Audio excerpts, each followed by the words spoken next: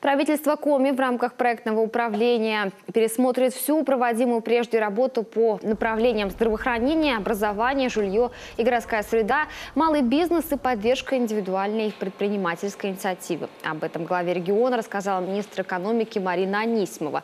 Цели и ресурсы будут скорректированы для максимального учета задач так называемых майских указов президента.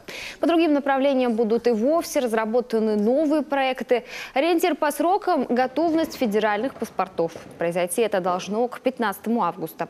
Чтобы не терять время, Сергей Габликов поручил Минэконому подготовить и направить в Москве наши предложения по улучшению качества жизни граждан.